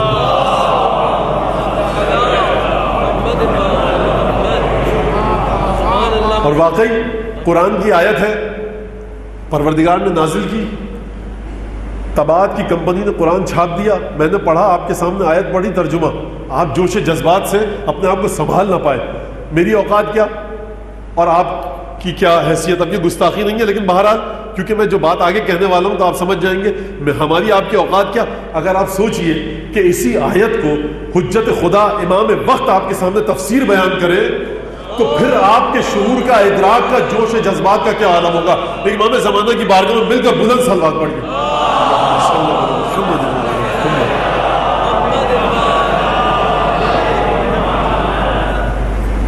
اللہ نور السماوات والارض مثل نورہ کمشکات فیہا مصباح المصباح فی زجاجہ الزجاجۃ کأنہا کوکب دری یوقد من. عجیب بات کہہ رہا ہے پروردگار، وہ نور ہے زمین اور آسمان کا. بہت توجہ کے ساتھ سنیے گا عزیزان گرامی، خدا کیا کہہ رہا ہے. عجیب آیت ہے، بڑی پرلطف بات کر رہا ہے خدا. اللہ زمین اور آسمان کا نور ہے. اب کوئی بات اس سے باہر ہے، یا زمین ہے یا آسمان؟ اللہ زمین اور آسمان کا نور ہے. میں کوئی فلسفے، عرفان اور کلام کی پیچ و خمدار باتیں نہیں کرنا چاہ رہا، سیدھی سی آیت اس کا ترجمہ. اللہ زمین اور آسمان کا نور ہے. کوئی چیز زمین اور آسمان سے باہر ہے؟ نہیں. قرآن کا انداز ہے، جب بھی قرآن پورے عالم وجود کو لے کر سمیٹ کر بات کرتا ہے، یا زمین اور آسمان کہتا ہے یا عالمین کہتا ہے. اللہ زمین اور آسمان کا نور ہے. اب کوئی چیز باقی بچی، باہر بچی، زمین اور آسمان سے نہیں. پروردگار جب تو نور ہے اور یہ بات طے پا گئی کہ تو نور ہے، تو پھر تو نے اپنے حبیب کو جو بھیجا سراج منیر بنا کر، اب یہ کہاں پر نور ڈالے گا؟ تیرا تو نور ہر جگہ ہر چیز کو اپنے قبضے میں لے چکا، اب یہ کس پر نور ڈالے گا؟ اگر اللہ نور ہے زمین اور آسمان کا، تو اب یہ حبیب کس پر نور ڈالے گا؟ مثال دے دوں، تحصیل حاصل محال ہے، منطق کا قاعدہ ہے. آپ نے بلب جلایا 10,000 واٹ کا، 1 کروڑ واٹ کا، حضور کے لیے سورج کے برابر ایک آپ نے اس کمرے میں ایک بلب جلا دیا, روشنی آ گئی. اب میں یہاں پر ایک اس سے چھوٹا, یقیناً رسول خدا کی حیثیت خدا کے بعد ہے. اب سورج سے جلا دیا آپ نے, اب میں 10 ارب واٹ کا ایک بلب جلا دوں, آپ کہیں گے مولانا یہاں پر تو روشنی ہو چکی ہے, اب یہ آپ ایک ابس کام کر رہے ہیں, کیوں جلا رہے ہیں بلب وہاں جلائیے جہاں پر اندھیرا ہے. یہ بیہودہ آپ کا ایک عجیب بیکار کام ہے, آپ ضائع کر رہے ہیں روشنی کو. تو ہے کسی میں ہمت کہ خدا سے کہہ سکے خدایا جب تو زمین اور آسمان کا نور ہے تو حبیب کو سراج منیر بنا کر بھیجا ہے, ابس کام ہے پروردگار, کسی اور جگہ اس نور کو بھیج دے جہاں اندھیرا ہے, یہاں تو تیرا نور ہے, پھر سراج منیر کس لیے. گفتگو اگر اس مرحلے پر سمجھ میں آ گئی, اگلا سوال میرا, اگر یہ سراج منیر تھا تو بھائی چراغ روشنی جب تک دیتا ہے جب تک اس کی لو جلتی رہتی ہے. اب رسول اگر چراغ ہے تو یہ طے کرے امت مسلمہ ساری مل کر بیٹھ کر کہ یہ چراغ کب سے جلنا شروع ہوا اور کب تک جلا, کب بجھا, بجھے گا بھی یا نہیں, اور قرآن نے اس سلسلے میں کچھ کہا ہے یا نہیں. بھئی رسول خدا کے بارے میں تو یا وہ کہے جو رسول سے پہلے موجود تھا یا رسول کے ساتھ موجود تھا. میں تو نہ رسول کے ساتھ تھا, صلح میں ضرور تھے ہم, لیکن ساتھ نہیں تھے کہ جن کی حقیقتوں کو تعین کے ساتھ پروردگار نے پیدا کیا ہو. تو میرا سوال ہے امت مسلمہ سے کہ وہ داعین اللہ باذنہ و سراج منیرہ, یہ سراج منیر تھا, یہ روشن چراغ تھا. یہ روشن چراغ اگر سن 10 ہجری کو مدینہ منورہ میں اس روشن چراغ کی آنکھیں بند ہو گئی, علی ابن ابی طالب نے قبر میں ڈال دیا, مسلمانوں نے دفن کر دیا, مٹی ڈال دی رسول کے جسم مطہر پر, رسول اپنی قبر میں چلے گئے, تو سوال میرا یہ ہے کہ یہ سراج منیر روشن چراغ بجھ گیا یا مرنے کے بعد بھی جلتا رہے گا؟ اگر آپ کہیں کہ بجھ گیا تو اس کا مطلب یہ ہے کہ خدا نے تو قرآن میں یہ قید نہیں لگائی تھی کہ تم اپنی زندگی میں ہی سراج منیر ہو, موت کے بعد سراج منیر نہیں رہو گے. اور اگر آپ یہ کہتے ہیں کہ یہ سراج اب تک منیر ہے تو مجھے بتلائیے کہ اس کی روشنی ہے تو کہو ہے.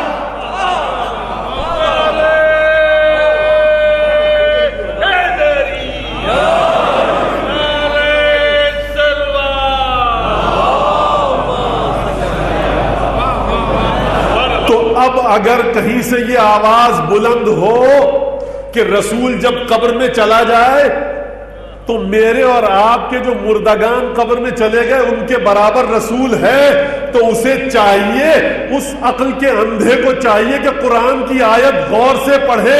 قیامت تک کے لیے خدا کا اعلان ہے کہ رسول خدا سراج منیر ہے, یعنی رسول کی حیات وہ حیات نہیں کہ جس میں صرف نشو نما ہو سکے, رسول کا بدن زندہ رہے. رسول کی حیات یہ ہے کہ ہر ایک کو نور بانٹے گا.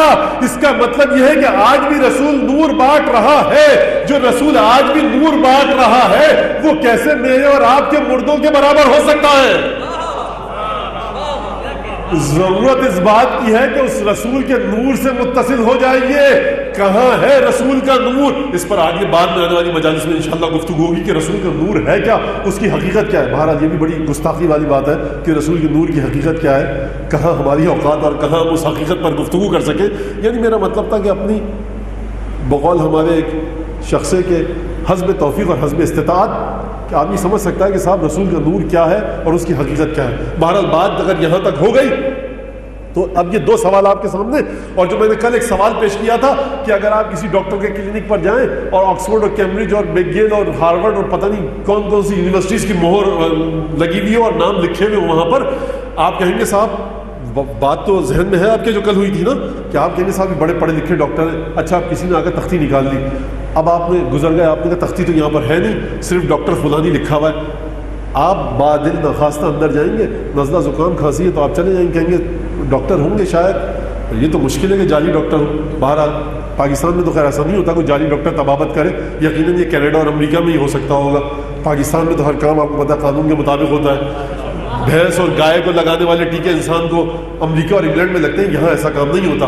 یہاں انسان کی جان کی بڑی اہمیت ہے کیونکہ ہم لوگ سب مسلمان ہیں, وہ کافر ہیں, وہاں کرتے ہیں, یہاں کوئی نہیں ہوتا ایسا.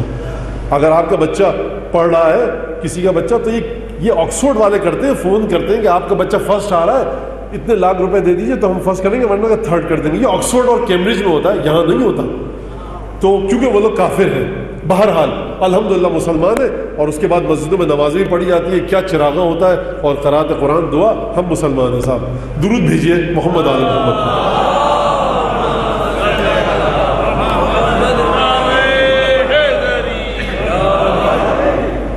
تو دیکھیے سراج منیر پروردگار عالم ہر ایک کے نزدیک ہے.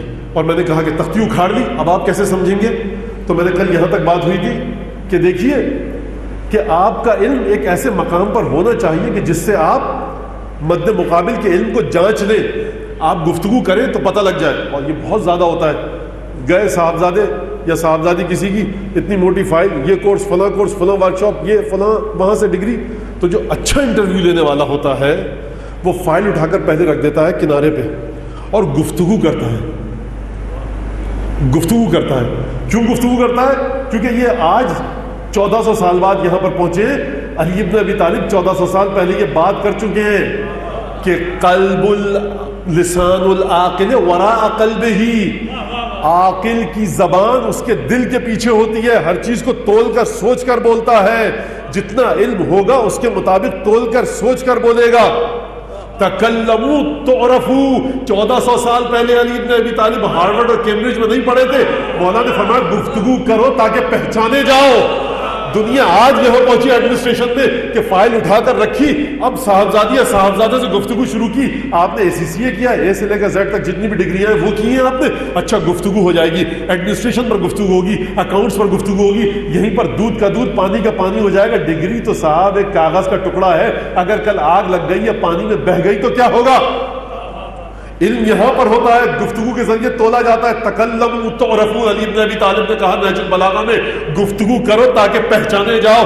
1400 سال پہلے مکے کے چٹیل میدان میں جہاں پر علم و ادب کا نام و نشان نہ تھا، جن کا علم یہ تھا کہ اچھے شعر کہتے تھے، جن کا شوق یہ تھا کہ اچھے گھوڑوں کی پہچان تھی، جن کا شوق اور ذوق یہ تھا کہ تلوار اور تیز رفتار گھوڑے کے علاوہ علم و ادب کا نام نہ تھا، حافظہ بڑا اچھا تھا، وہاں پر یہ بچہ پیدا ہوا. کس یونیورسٹی میں گیا؟ سوائے زبان رسالت کے چوسنے کے کہیں اور سے علم حاصل نہیں کیا. اب سمجھ میں آیا کہ سراج منیر کیا ہے؟ جو اس کی زبان چوس لے وہ جملے ایسے کہہ کر جاتا ہے کہ 2000 سال بعد بھی جب دنیا آ کر ان جملوں کو دیکھتی ہے تو بڑے بڑے جامعات سے فارغ التحصیل لوگ دنگ رہ جاتے ہیں کہ 1400 سال پہلے کیسے علی نے یہ کہہ دیا. تکلموا تعرفوا. بات کرو تاکہ پہچانے جاؤ.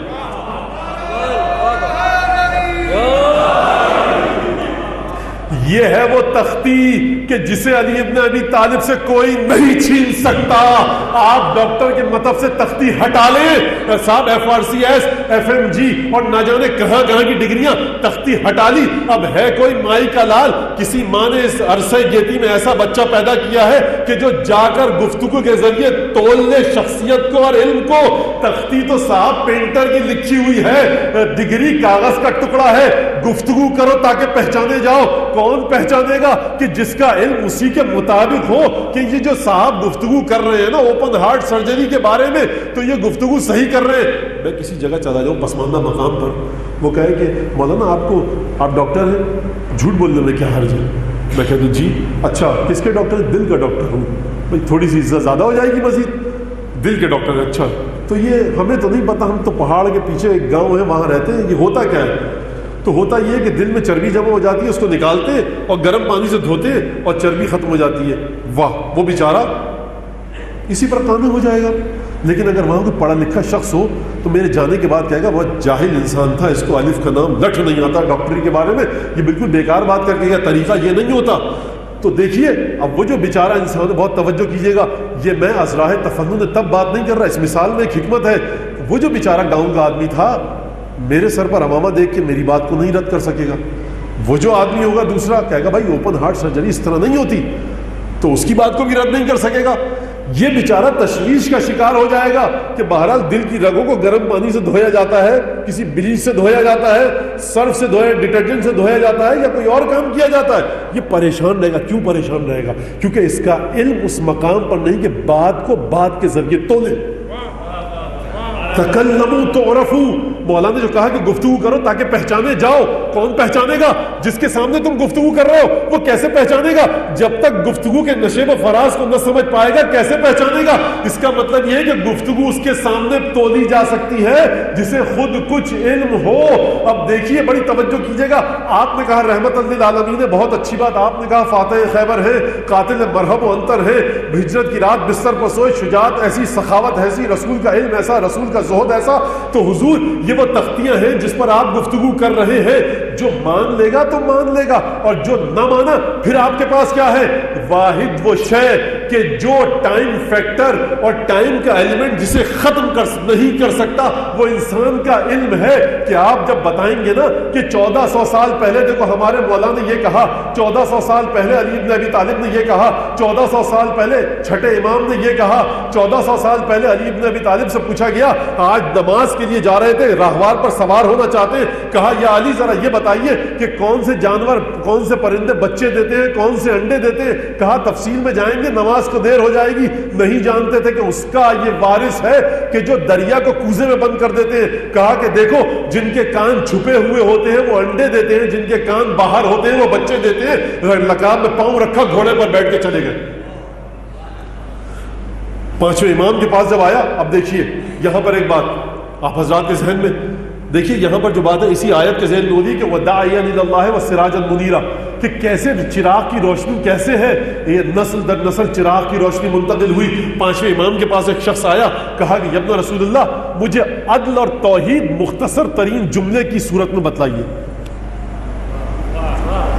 اگر مجھ سے کوئی کہہ دے آج، البتہ استغفر اللہ ربی واتوب الیہ، خدا نہ کرے کہ ذہن میں یہ توہم بھی آئے کہ اپنے علم کا جو کہ سراسر جہل ہے، پانچویں امام کے علم سے مقابلہ کرے کوئی. میں مثال دے رہا ہوں، ہاں مجھ سے کوئی پوچھ لے اگر، میں کہوں دیکھیے توحید اتنا لمبا چیپٹر ہے، ایسے نہیں ہو سکتا کہ ایک، کیونکہ علم جو ہے وہ جہل کے ساتھ ہے نا. علم ایبسولوٹ نہیں ہے، آئیڈیل علم نہیں ہے. نالج اپنے آخری منزل پر نہیں ہے. نالج جب اپنی آخری منزل پر ہوتی ہے تو تمام کے تمام کیریکٹرز کو، تمام کے تمام جتنے ایشوز ہوتے ہیں انہیں جمع کر کر تسبیح کے دانوں کی طرح ایک دھاگے میں پرو کر آپ کے سامنے رکھ دیتی ہے. اور جب تک عالم کی نگاہ تمام مسائل پر نہیں ہوگی وہ بات کو یکجا نہیں کر سکے گا. توحید اور عدل سمجھائیے مجھے. کہا کہ دیکھو اس کی فرمائش یہ کہ مختصر ترین دو جملوں میں، ایک جملہ عدل کے ذریعے عدل سمجھائیے، عدل الہی، اور ایک جملے کے لیے توحید. کہا کہ دیکھو العدل ان لا تتہمہ والتوحید ان لا تتوہمہ. عدل یہ ہے کہ کسی بھی مقام پر خدا کو مورد الزام نہ ٹھہراؤ، اور توحید یہ ہے کہ اس کے وجود کے بارے میں کسی بھی قسم کا تخیل ذہن میں نہ لاؤ. یہ کہا گفتگو ختم. ایک سلوات نہیں بھیجیں گے آپ پانچویں امام کے لیے؟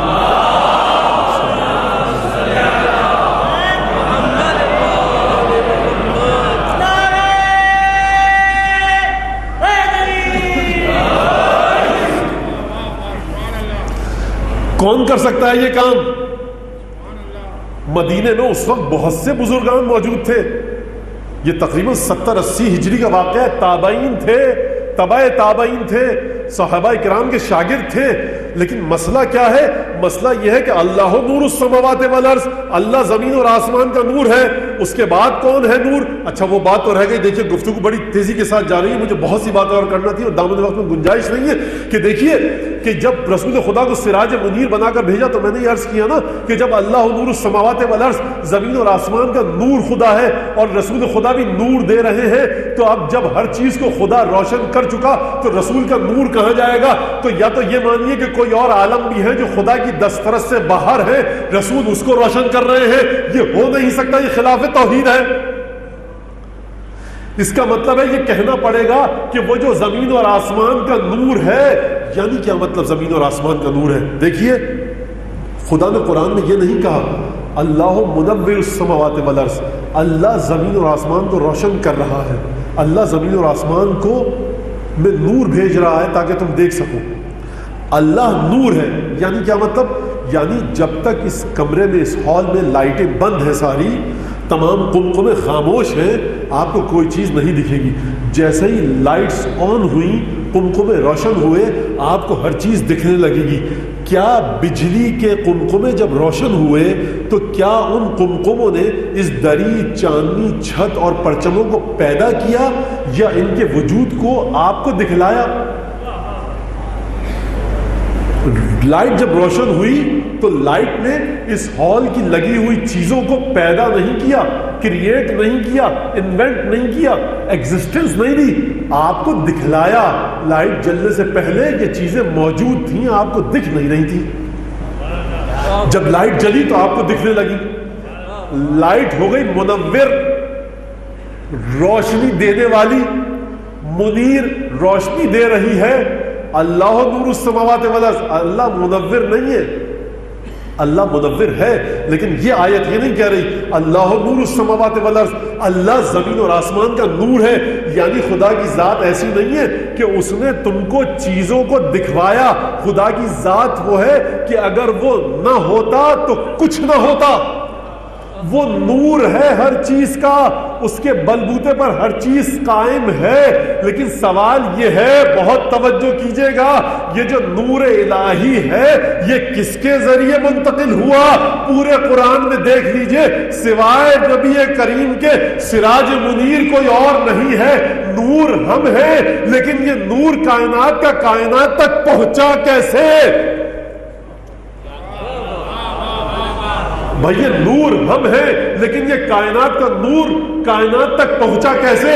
ہم بتائیں گے تمہیں. قرآن کہہ رہا ہے وَسِرَاجًا مُنِيرًا، چراغ بنایا ہم نے جو روشنی دے گا. کس کو روشنی دے گا؟ یہ پوری کائنات کو روشنی دے گا. اس کی روشنی آئی کہاں سے؟ اس کی روشنی خدا کی طرف سے آئی. ہمارا نور تھا، ہم نے حبیب کو دیا اور ہم نے یہ کہا کہ دیکھو ھذا عطاؤنا. عجیب مرحلہ ہے. چھٹے امام کے پاس ایک آدمی آیا، کہا کہ ابن رسول اللہ اپنے جد کی فضیلت بتلائیے. کہا کہ دیکھو جب داؤد اور سلیمان کا قصہ تھا تو خدا نے داؤد اور سلیمان کو مخاطب کر کے کہا ھذا عطاؤنا فمنن او امسک بغیر حساب. اے داؤد اور سلیمان، یہ ہماری تمہارے پاس عطا ہے، تم جسے چاہو جتنا بخشو، احسان بھی جتلاؤ، اور جسے چاہو نہ دو روک لو. ھذا عطاؤنا فمنن او امسک بغیر حساب، جسے چاہو دو، جسے چاہے روک لو. ھذا عطاؤنا، یہ دے ہم رہے ہیں، لیکن تمہاری مرضی کہ تم جسے جتنا دو، جسے جتنا نہ دو، اپنا ہاتھ روک لو. پانچویں امام نے کہا لیکن ہمارے جب رسول خدا کی فضیلت یہ ہے کہ کہا دیکھو ما آتاکم الرسول فخذوہ وما نہاکم عنہ فانتہوا. اپنے ذات کو، اللہ اکبر، مسلمان آئیں قرآن سے پوچھے کہ رسول ہے کیا؟ یہ اسلامیات کی کتابوں میں رسول نہیں ملے گا کہ جو اسلامیات کی کتاب یہ لکھے کہ رسول سوتا رہ گیا، نماز قضا ہو گئی. جو جاہل یہ لکھے کہ رسول کو پتہ نہیں تھا کہ کھجور کا درخت کی پیوند کاری کیسے ہوتی ہے. ارے قرآن کہہ رہا ہے کہ یہ کائنات کو نور دے رہا ہے، اور یہ محدث یہ لکھ رہا ہے کہ رسول جانتے ہی نہیں تھے کہ کس طرح سے کھجور کی پیوند کاری ہوتی ہے.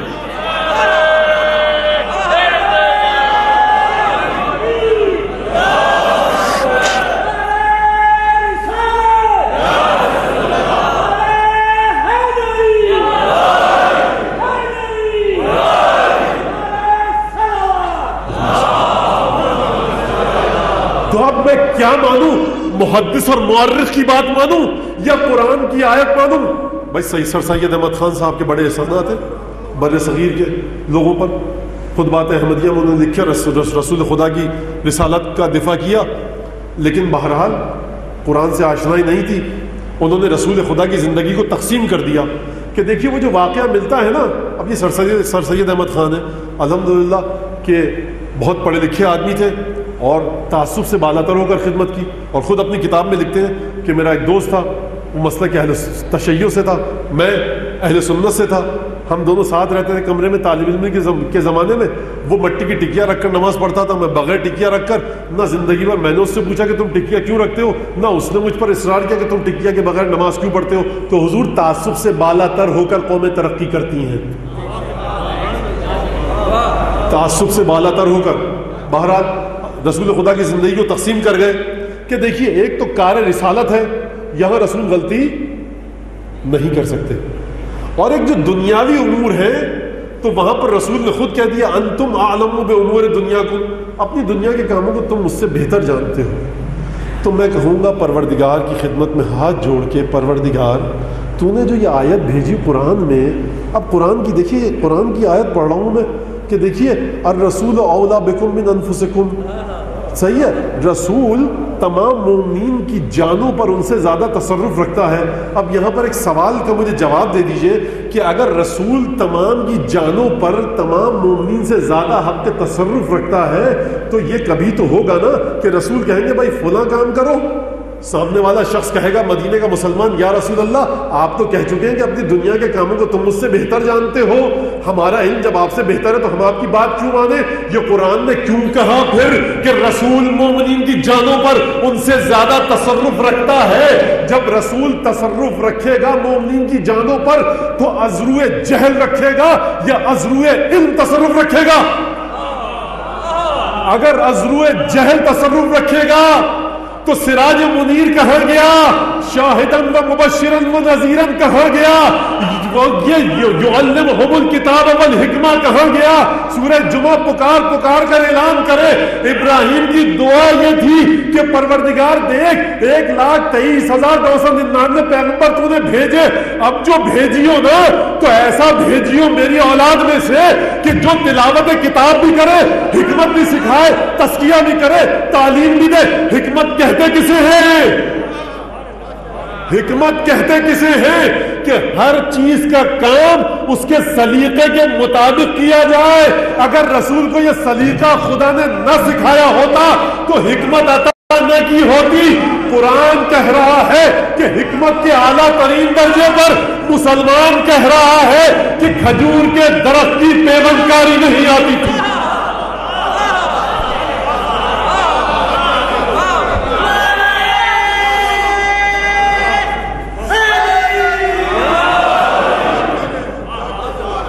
تو یہ وہی مرتبہ تھا کہ جو رسول کو یہ سمجھے گا نا کہ رسول بیٹھے تو خدا کے حکم سے، رسول اٹھے تو خدا کے حکم سے، اور ایک اس سے آگے کی بات کہہ دوں، رسول اٹھے تو خدا کا حکم کشف ہو، نہ کہ حکم تھا تو اٹھے۔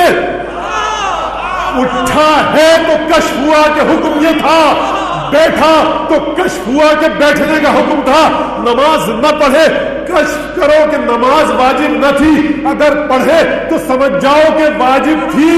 تم شریعت کا انتظار کرتے ہو، شریعت رسول کا انتظار کرتی ہے۔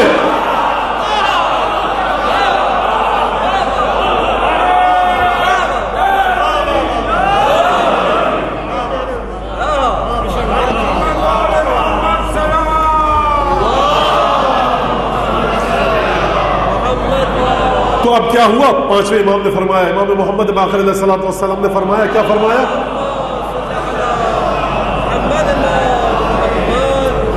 کہ دیکھو اب اگر آپ دیکھیے جا کر پانچویں امام فرزند رسول، بھائی جب خون رسالت رگوں میں ہوگا اور شیر فاطمہ ہوگا تو اب اور کس چیز کی ضرورت ہے؟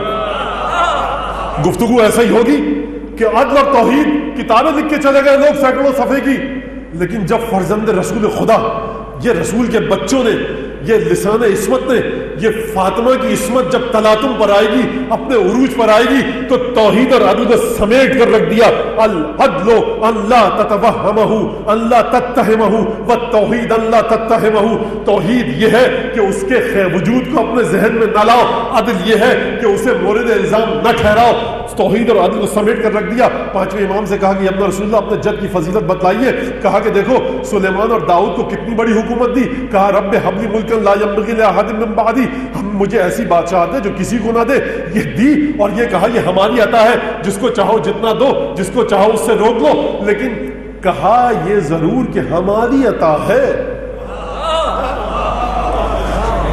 دیکھیے عطا تو ہے خدا کی، لیکن جب ہمارے جد کا ذکر آیا قرآن میں تو پروردگار نے اپنا ذکر نہیں کہا، یہ نہیں کہا کہ اے محمد یہ ہماری عطا ہے، بلکہ اپنی ذات کو پروردگار پس پردہ لے گیا، پس پشت لے گیا، ہمارے جد کے ذکر کو آگے کیا، اور کیا کہا؟ کہا یہ کہا کہ دیکھو جو رسول دے دے وہ لے لو، جو رسول روک دے اس سے رک جاؤ۔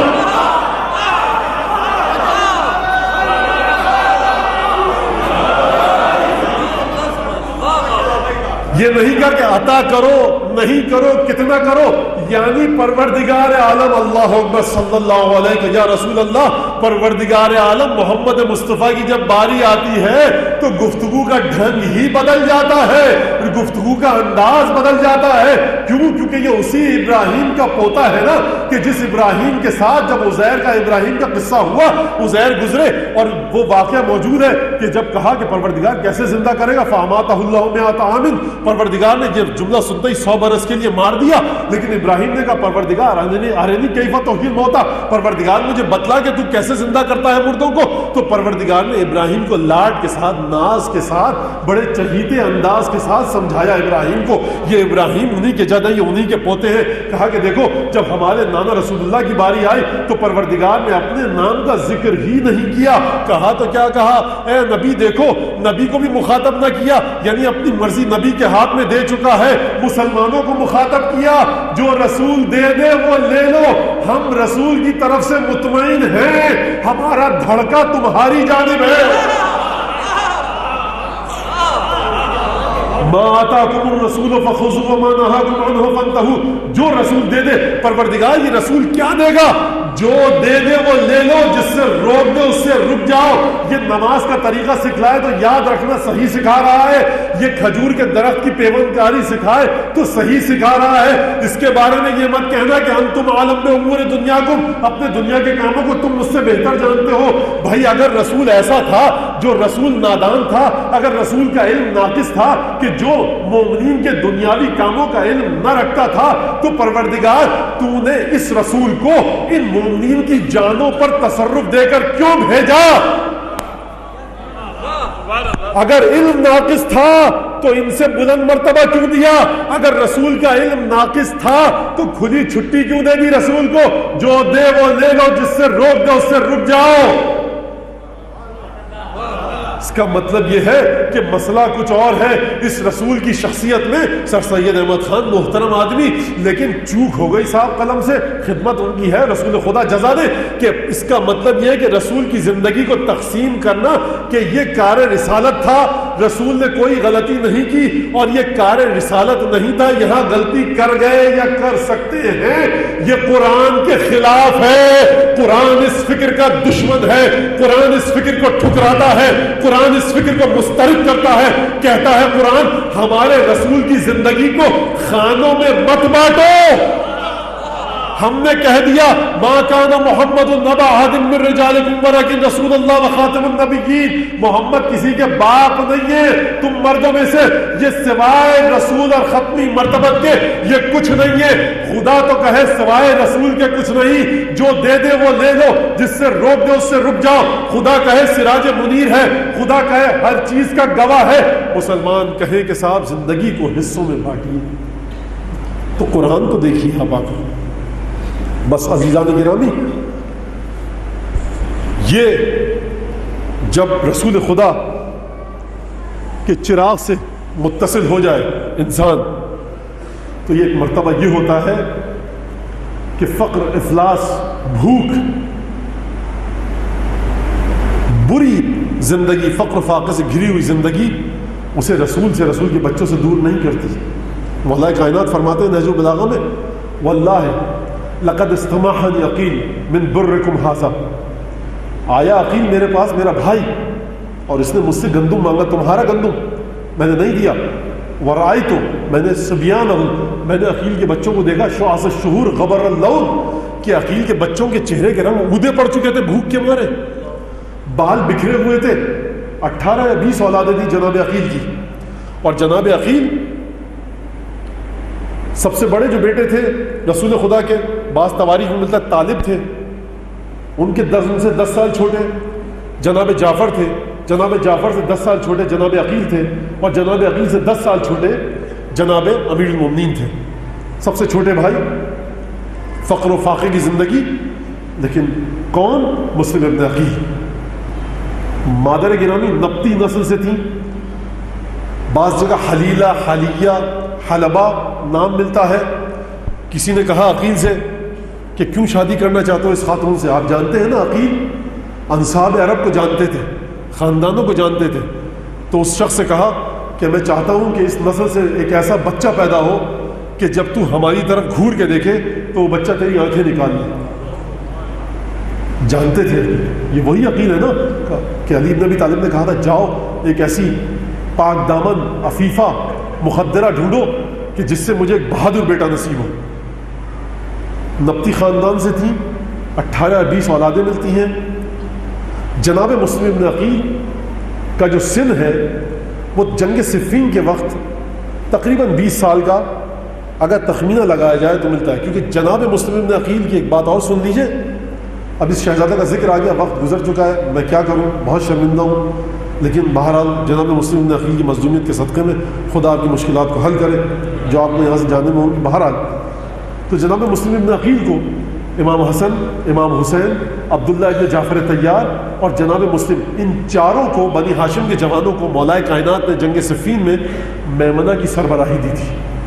اگر علی ابن ابی طالب کسی 20-21 سال کے نوجوان کو میمنہ کو کنٹرول کرنے کو کہے تو یہ کافی ہے، بس مسلم کی شجاعت کے لیے کافی ہے. مکے سے جب مولا سید الشہداء نے کہا کہ مسلم جاؤ تم کوفے اور ہمارے جو چاہنے والے ہیں کوفے میں یہ پیغام لے کر جاؤ، مسلم مکے سے نکلے اور پہنچے مدینے میں.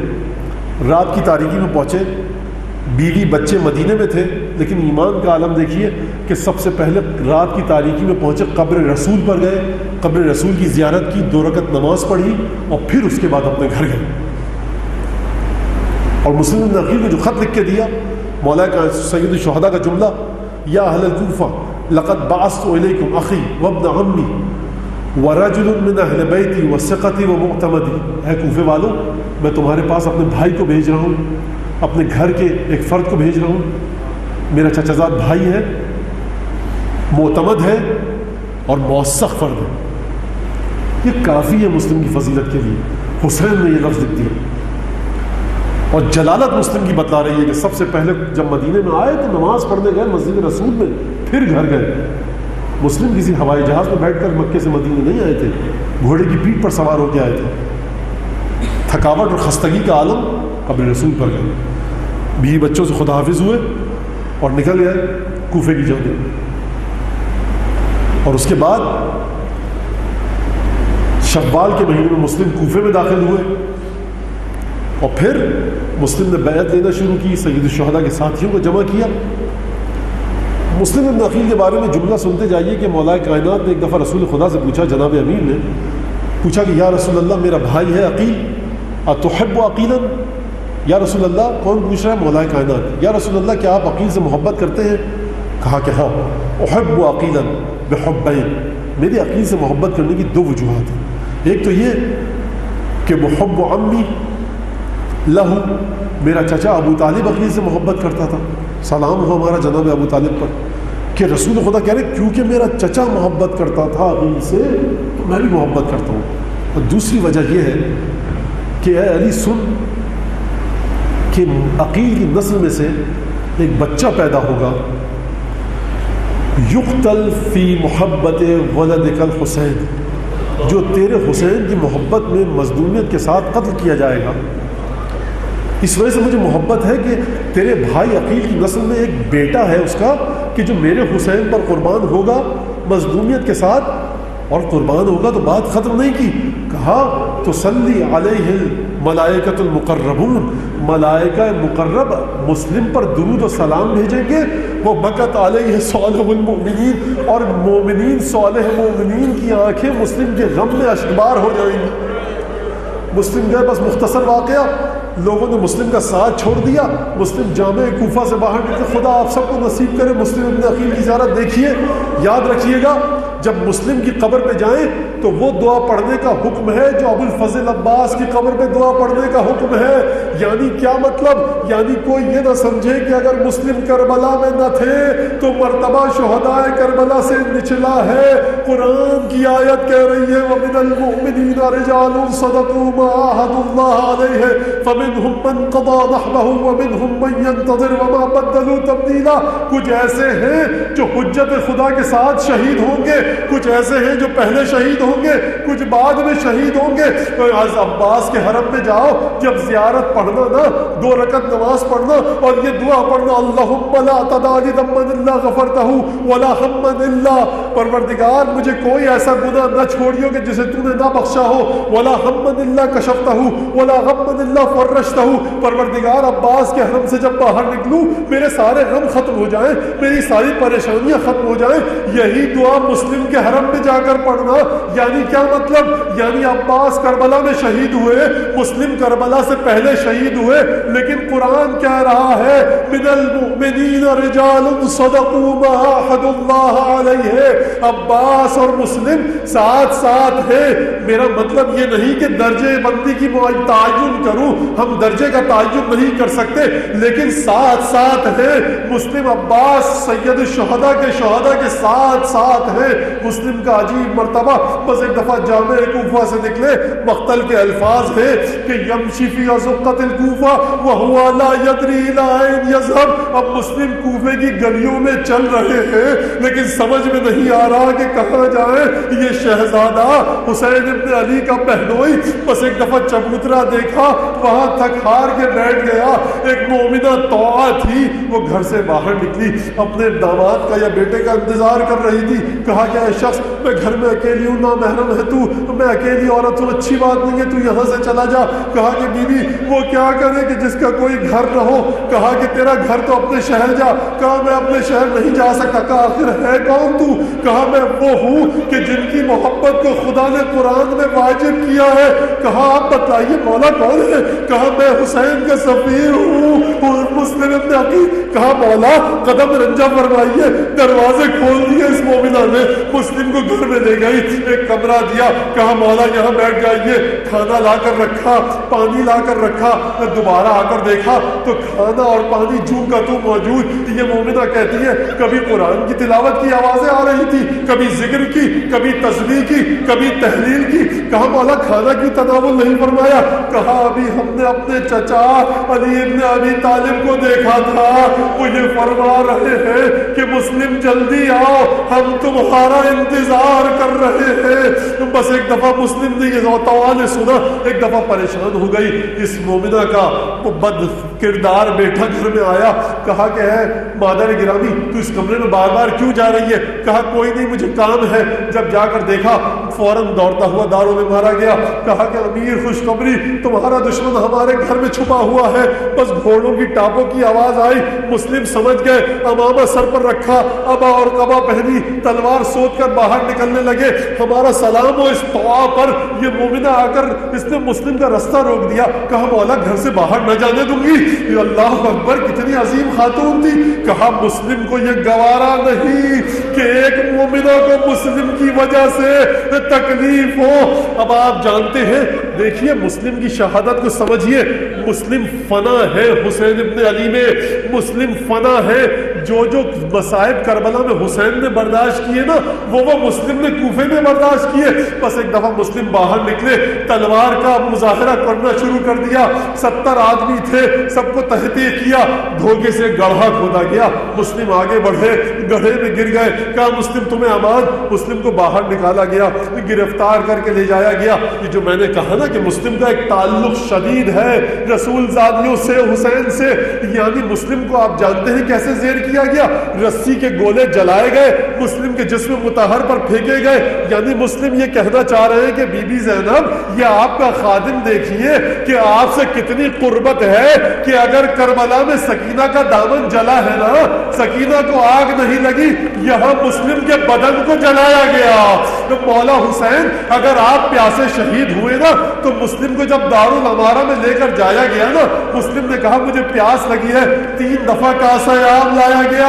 مسلم کا ہونٹ زخمی، دانت شہید ہو چکے تھے، پانی پینا چاہا، پیالہ خون سے تر ہو گیا، پانی 3 دفعہ منگوایا، 3 دفعہ پھینکا اور یہ کہہ کر پھینکا لو کان رزقا مقسوما لشربتہ، اگر میری قسمت میں لکھا ہوتا تو میں پی لیتا۔ میں کہوں گا اے مسلم، یہ کیسے ہو سکتا ہے کہ تم مقام قرب حسینی پر ہو، مولا تو تمہارا پیاسا شہید ہو، عباس پیاسا جائے، ارے اور جعفر پیاسے شہید ہو اور تم پانی پی لو۔ بس ایک دفعہ مسلم کو دارالامارہ کی چھت پر لے جایا گیا۔ آپ جانتے ہیں نا، یہ مسلم جانتے ہیں کہ میری ایک وصیت ہے کہ دیکھو میرے مولا کو بتلا دو کہ رسول زادیوں کو لے کر کوفے نہ آئے، اب کوفے کا موسم اچھا نہیں ہے۔ بس مسلم کو دارالامارہ کی چھت پر لے کر جایا گیا، شاید بیابان کا رخ کر کے حسین کو سلام کیا ہو مسلم نے، ایک دفعہ سر تن سے جدا کیا گیا، دارالامارہ کی چھت سے مسلم کے جسم کو زمین پر پھینکا گیا۔ یہ زمین کوفہ پر مسلم کا جسم کیوں آیا؟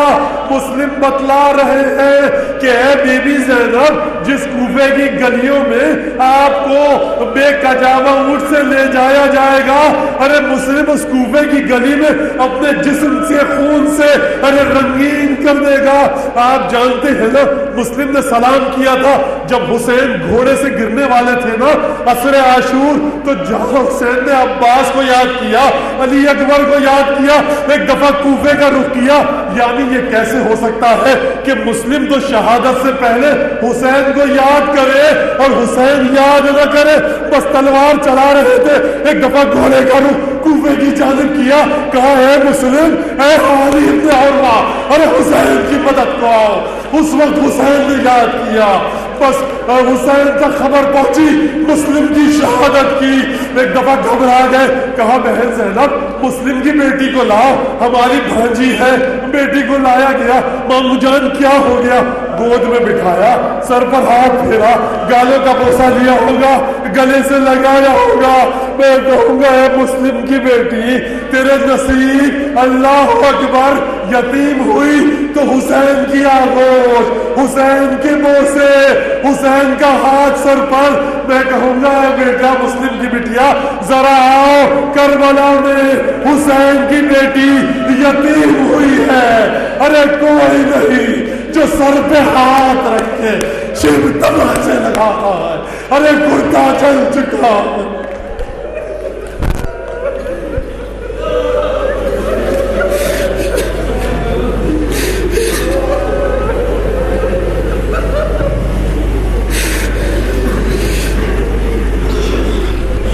ولا دعوة الله قوم الظالمين اللهم الحق فاطمة ونبيه دعوة البنين السر المستودع فيه صلى على محمد وعلى محمد هذا الله ورسوله واكفنا محمد الرجال تجي مسلم نقيب مظلوم قسم دے دے کہ جو مومن مومنات موجود ہیں، جو ہمارے بھائی بہنیں پڑھنے میں موجود ہیں، جو ہمارے سامنے مومنین عزادار موجود ہیں، پروردگار ان کا جس مذہب سے، جس فرقے سے، جس دین سے تعلق ہے، پروردگار ان کی مشکلات کو حل فرما۔ جو حسین ابن علی کے دسترخوان پر آئے، پروردگار کریم کا دسترخوان، مسلم نبی کے مظلوم کے ساتھ ان کی مشکلات دور فرما، اہل محلہ کی مشکلات دور فرما، اہل محلہ کے رزق و برکت و وسعت عطا فرما، پولیس کے رینجر کے تمام افسران جو موجود ہیں ان کی مشکلات دور فرما، تمام کے تمام حکومت کے اہلکار جو یہاں خدمات انجام دے رہے، پروردگار کی مشکلات دور فرما، ہمارے رب زمان کے ظلم میں تعطیل فرما، ان کا سارا ان شاء اللہ۔